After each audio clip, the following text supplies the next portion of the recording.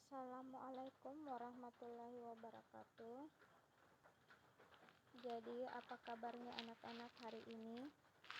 Jadi saya harap kabarnya semua baik ya. Jadi hari ini untuk pembelajaran IPA kita akan belajar tentang kingdom plantae.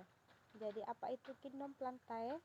Jadi berasal dari kata kingdom yang artinya kerajaan, dan plantae adalah tumbuhan, yang artinya kingdom plantae adalah kerajaan tumbuhan. Tumbuhan sendiri memiliki ciri-ciri. Yang pertama, eukariotik atau organisme yang memiliki membran inti sel, kemudian berdinding sel, memiliki kloroplas, jaringan terdiferensiasi menjadi organ akar, batang, dan daun.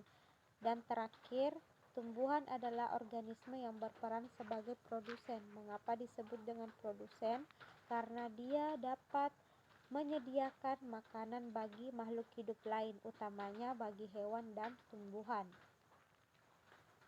Untuk klasifikasi tumbuhan, jadi tumbuhan berdasarkan struktur diklasifikasikan menjadi dua, yaitu Talophyta atau tumbuhan yang tidak memiliki akar, batang, dan daun sejati. Dan yang kedua ada Tracheophyta atau tumbuhan yang memiliki akar, batang, dan daun sejati. Talophyta ini terdiri dari satu divisi, yaitu divisi Bryophyta atau lumut. Sedangkan Tracheophyta ini dibagi lagi menjadi dua. Jadi pembagian ini berdasarkan perkembangbiakannya. Jadi ada tumbuhan yang berkembang biak dengan biji disebut tumbuhan berbiji atau Cormophyta berbiji, dan ada tumbuhan yang berkembang biak dengan spora disebut dengan tumbuhan berspora atau Cormophyta berspora. Tumbuhan berspora memiliki satu divisi, yaitu divisi Pteridophyta atau tumbuhan paku-pakuan.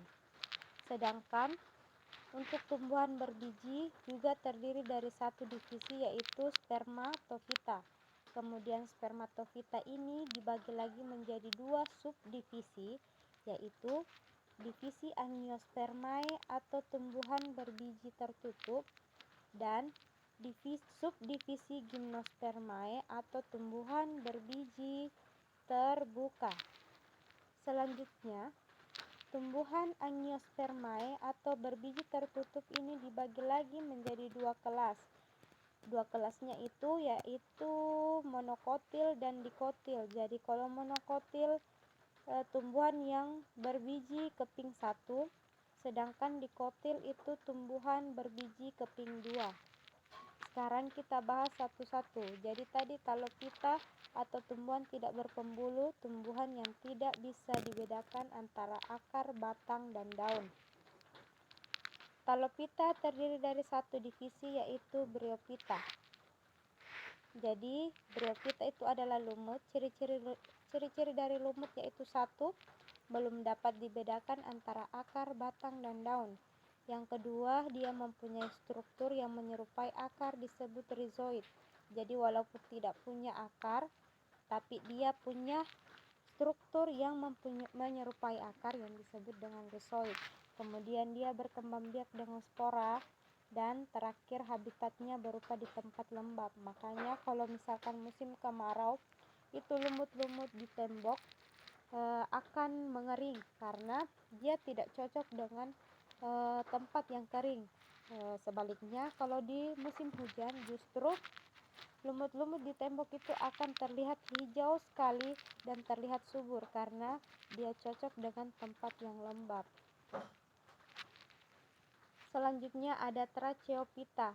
Jadi tadi lumut itu masuk Talophyta, sekarang Tracheophyta itu tumbuhan berpembuluh. Jadi Tracheophyta adalah tumbuhan yang sudah dapat dibedakan antara akar, batang, dan daun, atau biasa juga disebut dengan tumbuhan kormus. Tracheophyta terdiri dari dua divisi. Yang pertama, divisi Pteridophyta atau tumbuhan paku. Ciri-ciri dari tumbuhan paku yang pertama memiliki akar, batang, dan daun sejati. Jadi sudah dapat ini dibedakan yang mana batang, daun, dan akar sejatinya. Kemudian dia tidak berbiji tetapi memiliki spora. Jadi dia berkembang biak dengan spora. Jadi ini spora-sporanya. Kemudian memiliki daun muda yang menggulung. Jadi ini adalah daun muda yang menggulung.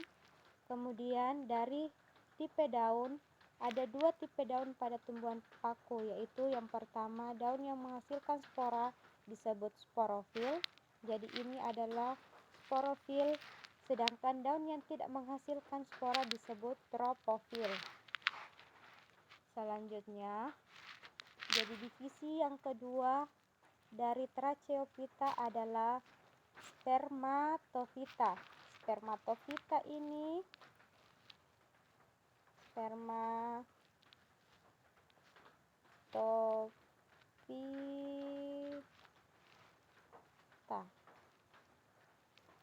Spermatofita ini dibagi menjadi dua subdivisi. Yang pertama Gymnospermae atau tumbuhan berbiji telanjang, dan Angiospermae atau tumbuhan berbiji tertutup. Ciri-ciri dari Gymnospermae. Jadi dari namanya, tumbuhan berbiji telanjang.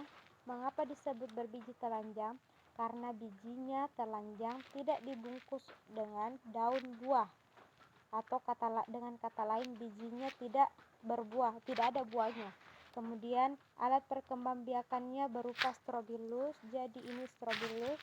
Kemudian dari daunnya, ciri-ciri daunnya itu selalu hijau, sempit, tebal, dan kaku. Jadi dari ketiga ciri-ciri ini, yang paling mudah diketahui adalah contoh dari Gymnospermae adalah pinus dan cemara. Subdivisi yang kedua dari spermatofita adalah Angiospermae atau tumbuhan berbiji tertutup. Mengapa disebut tumbuhan berbiji tertutup? Karena bijinya terlindungi oleh daun buah atau karpel. Jadi biji-bijinya dilindungi oleh buah. Jadi sebelum ada biji, ada buah dulu yang melindungi biji. Angiospermae dikelompokkan lagi menjadi dua kelas. Kelas monokotil dan kelas dikotil. Dari perbedaannya, ada 3 perbedaannya di sini dari akar, batang, dan daunnya. Jadi saya kasih contoh terlebih dahulu. Monokotil contohnya jagung, dikotil contohnya mangga. Jadi jagung termasuk tumbuhan monokotil. Mengapa? Karena dia memiliki akar serabut, sedangkan mangga memiliki akar tunggang. Apa bedanya? Kalau akar tunggang itu memiliki batang utama, kemudian batangnya bercabang-cabang. Sedangkan kalau akar serabut, akarnya tidak memiliki akar utama, tapi akarnya langsung tumbuh dari pangkal batang. Kemudian dari batang. Kalau batang monokotil, dia batangnya berruas-ruas, tidak cukup besar, kemudian biasanya sedikit terdapat percabangan. Jadi bisa dilihat bagaimana batangnya jagung. Kemudian kalau dikotil, dia memiliki batang dengan ruas-ruas yang tidak tampak, biasanya berukuran besar dan terdapat banyak percabangan. Jadi contohnya tadi mangga, bisa dilihat batangnya mangga. Terakhir dari daun. Daun pada monokotil itu memiliki tulang daun yang lurus, sedangkan pada tulang daun dikotil itu memiliki tulang daun menjari atau menyirip. Selanjutnya, materi terakhir di klasifikasi makhluk hidup yaitu Kingdom Animalia atau kerajaan hewan. Kerajaan hewan ini memiliki ciri-ciri. Yang pertama, eukariotik, tidak memiliki dinding sel, multiseluler, dan secara umum dapat berpindah tempat dengan jelas. Jadi klasifikasi Kingdom Animalia. Kingdom Animalia diklasifikasikan berdasarkan struktur tubuh. terdiri atas yang pertama hewan avertebrata atau invertebrata. Golongan invertebrata yaitu golongan hewan yang tidak memiliki tulang belakang, sedangkan vertebrata adalah golongan hewan yang memiliki ruas tulang belakang. Jadi dapat dilihat klasifikasinya dapat dilihat pada slide Animalia. Invertebrata terdiri dari invertebrata dan vertebrata, kelompok invertebrata dan vertebrata. Invertebrata terdiri atas 1, 2, 3, 4, 5, 6. 6 terdiri atas 6, 7, 8, 9, 10. Jadi maaf, slide-nya terhambur. Jadi filum pada invertebrata yaitu pertama porifera atau hewan berpori, contohnya itu spons. Jadi yang suka nonton SpongeBob itu termasuk hewan porifera. Yang kedua adalah coleopterata atau hewan berongga, contohnya ubur-ubur. Yang ketiga ada platyhelminthes atau cacing pipih. Yang keempat ada nemathelminthes atau cacing giling, contohnya ini cacing giling, cacing yang biasanya ada di perut manusia. Kemudian yang kelima ada annelida atau cacing berbuku-buku, contohnya cacing tanah. Yang keenam moluska atau hewan lunak, contohnya itu siput. Selanjutnya ada arthropoda, hewan dengan kaki berruas-ruas, contohnya lipan. Dan terakhir ada echinodermata atau hewan berkulit duri, contohnya bintang laut. Sedangkan kalau vertebrata terdiri atas 1, 2, 3, 4, 5 filum.